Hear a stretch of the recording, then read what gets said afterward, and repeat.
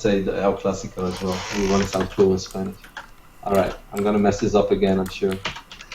I'm just spamming a lot of keys right now. Me too. Wait, the score is 3-1, right? Yes. Boom. Yes! I was faster than you? In only 23 seconds, I had I wonder if I was faster than you, actually. I think the moment you said yes is when I typed in the one for HerO, so I think it was a tie. It was a photo finish, if anything. Right. We're gonna have to settle this later. But first, would you like to do some introductions?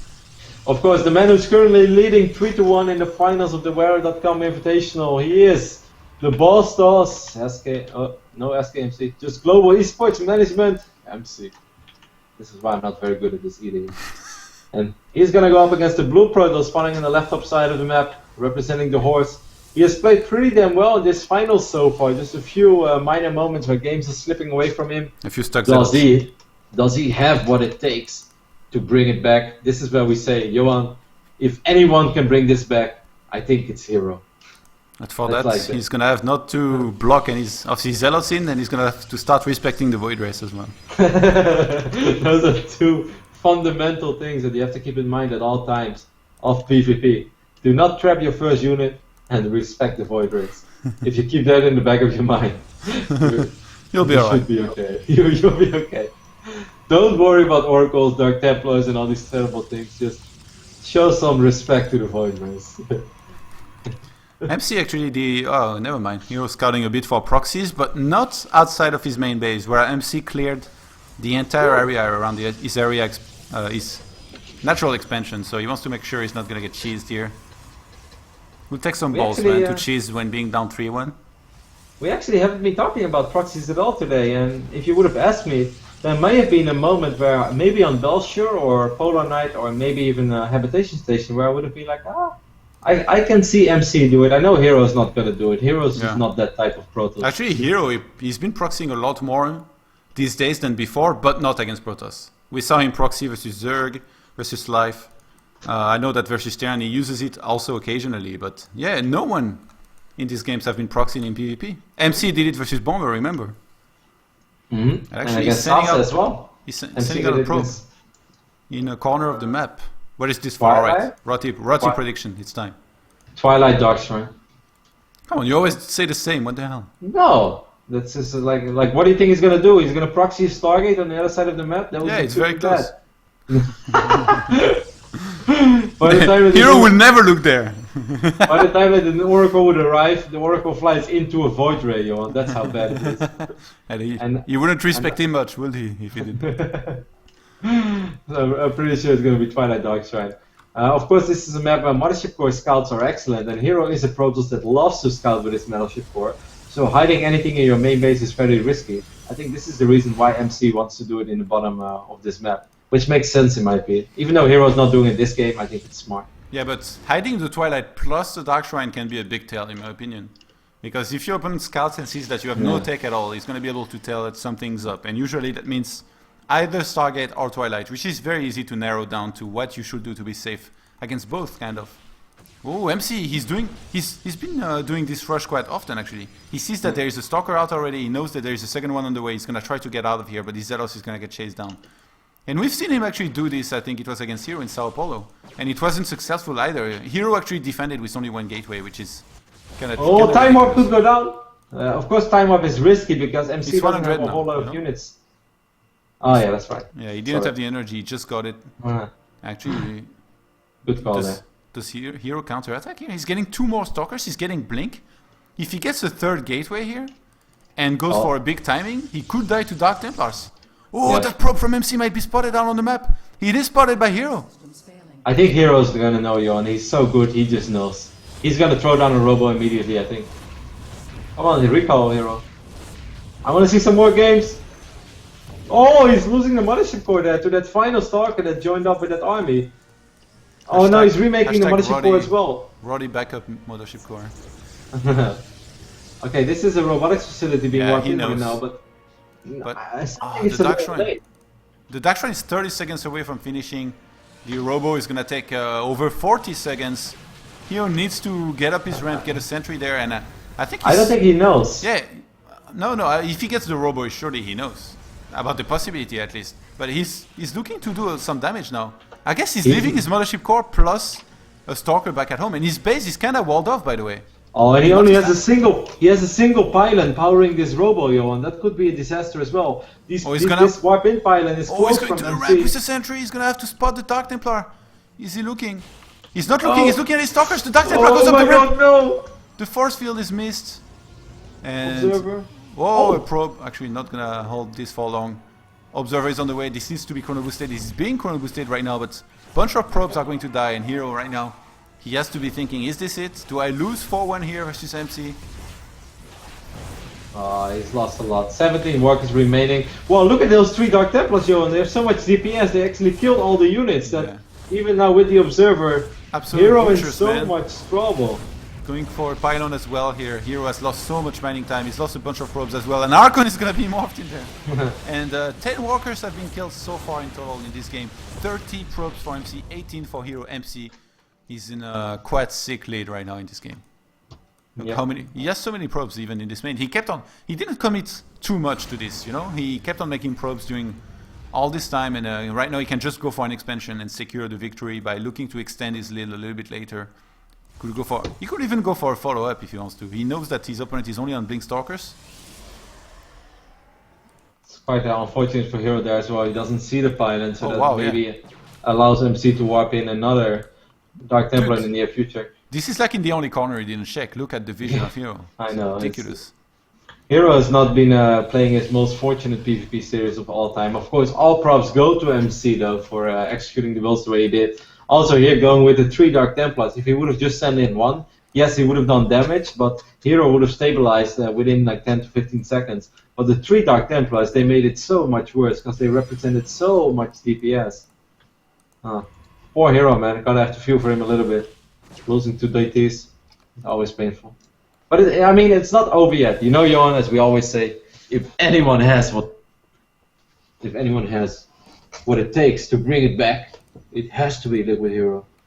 So maybe that's like the cliche that people always say in every single series. It doesn't matter. Okay, I thought it was specific to HerO.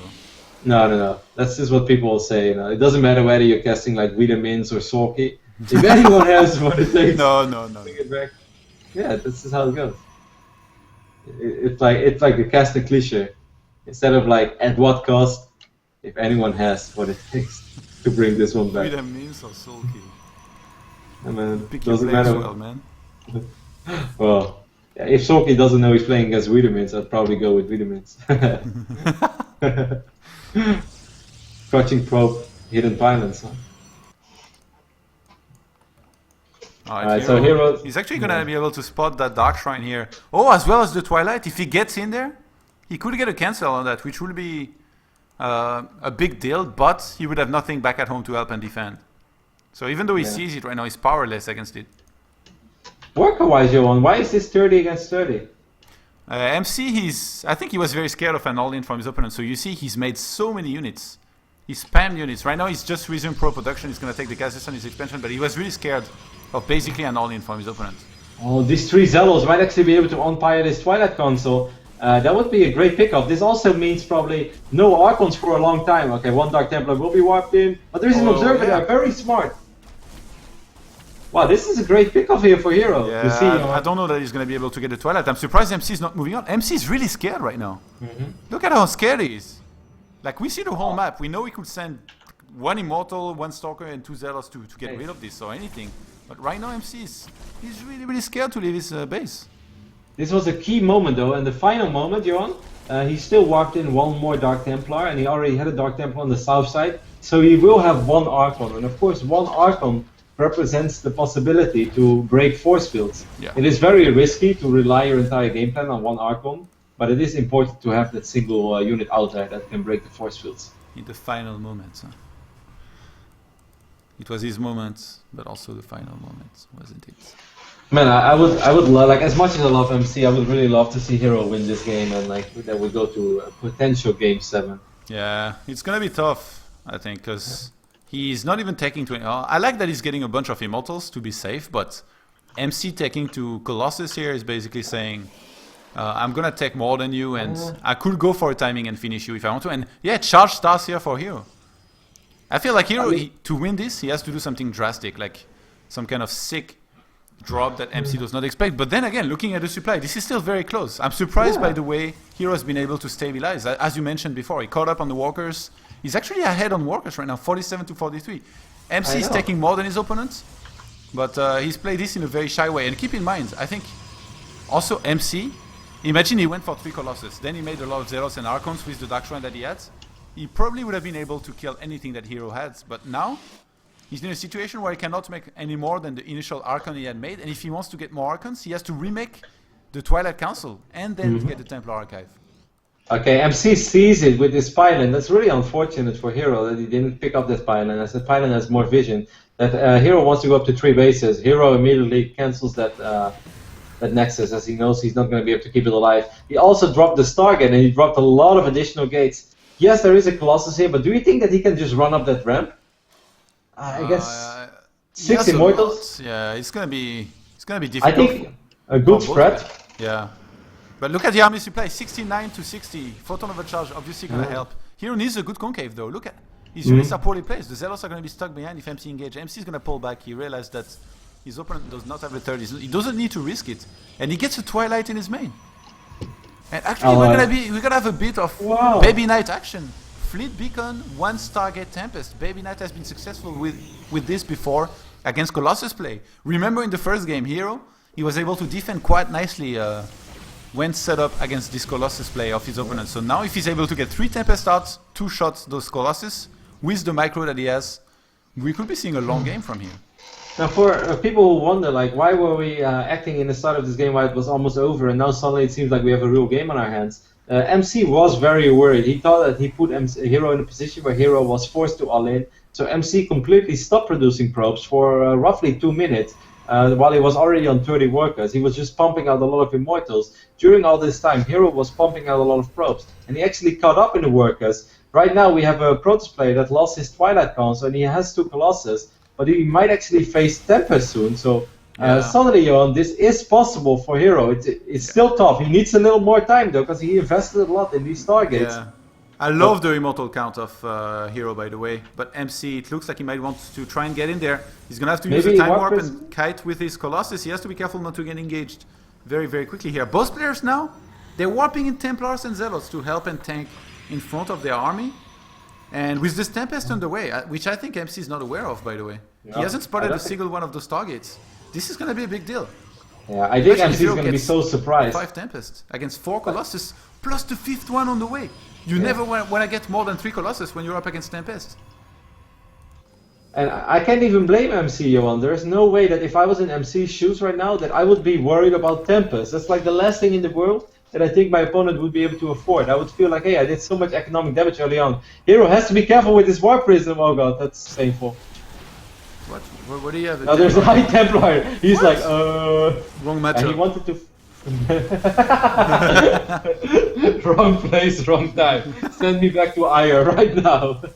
Big Zealot weapon over here. HerO once more a little worried. MC's like, so you just lost like 10 supply? Yeah, some Zealots doing a run by in MC's third. He realizes it very quickly. Actually going to be warping in some Zealots there. And the upgrade lead is for HerO here. Because MC remade his Twilight so late, HerO has +2 right now. And I think, okay, MC, did he spot the Stargates? I think he saw the Tempest somewhere, yeah. They're attacking his Zealots. So upon seeing this, MC starts Blink immediately, and he starts 2 of his own Stargates. Yeah. Man, Tempest versus Tempest? Let's go, 2 hours game. HerO, oh no, HerO wanted to warp him, but then he cancelled. Finally, he will take care of this pylon. He has a Photon Overcharge. He's like, alright, that's the last time he's warping in anything. Dude, there is 5 Colossus in MC's army. Can you imagine? If those get sniped by Tempest, his army is kind of trash compared to where it should be normally. And we have 4 Tempest already out for HerO. He's getting a 5th one. He wants that one shot, man. You only get one chance. This is everything you ever wanted. So do you think that MC is going to make Void Race as well, or just going to go straight up to Tempest? I think he's going to make some Void Race. I think, yeah. He respects them, but I think Tempest... Okay, he makes a Fleet Beacon. MC does not respect the Void Race. Well, if no, you respect them, but you have to know when to...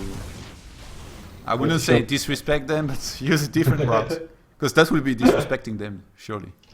Oracle on the way as well, as you can see. This is probably the best moment for HerO to ever fight. The only thing that he's kind of lacking, I wanted to say, is Archons, but he made 2 more Archons, so he's only trading 1 Archon right now. As you pointed out very well, Johan, he has an upgrade advantage because MC lost his Templar Archon, no, sorry, his Twilight Council. Yeah. This is HerO's moment. By the way, engagement, time warp, air units do not get affected by time warp. HerO just pulls back, snipes all the Colossus before the engagement even starts with his Tempest, and then he goes into fighting. Look, he's even made an Oracle.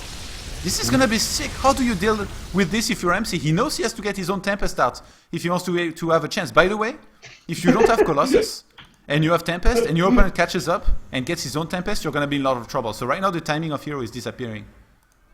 Wow, what's so funny? There was a Colossus jamming out, man. He's like, this is my jam. He was just, he was dancing to the beat of your voice. Alright. You know, like some of these Colossi, they trip every now and then. A couple of Zealots on the south side of the map over here. MC knows that he needs to buy time. HerO knows that he wants to take a fight against all these Colossus. Revelation! Oh, he sees that there are Tempests. I can see him. He's gonna reveal 2 of those Tempests actually. Now the Tempest of HerO are gonna pick this up. MC's on retreat with those. MC needs to engage here. Photon overcharge, he has to go for the fight, but he's scared for his Colossus. And he's right to be. Some Zealots cannot even wait to get in there, man. Look at them. Big Zealot skirmish on the other side of the map as well. That's a time warp maybe. Double time warp available for HerO, by the way. This is what I was talking about. He's just looking to pick off the Colossus before the fight even begins. They are dead meat right now. They are dead supply. No respect for them. Colossus will fall like flies. That's a fantastic time warp going down by HerO. The Tempest will arrive from MC as well, but not before MC drops a lot of supply. 1 Tempest is running really low HP though. MC trying to run up that ramp, but then he realized like, wow, MC not gonna take a Tempest lead if he snipes this one. Get the shot in the end. He still has 2 Colossus alive. One of those is not very fresh with very little hit points. 2 Tempests being made at the time from both players right now, man. Let's do this. 2 hours game.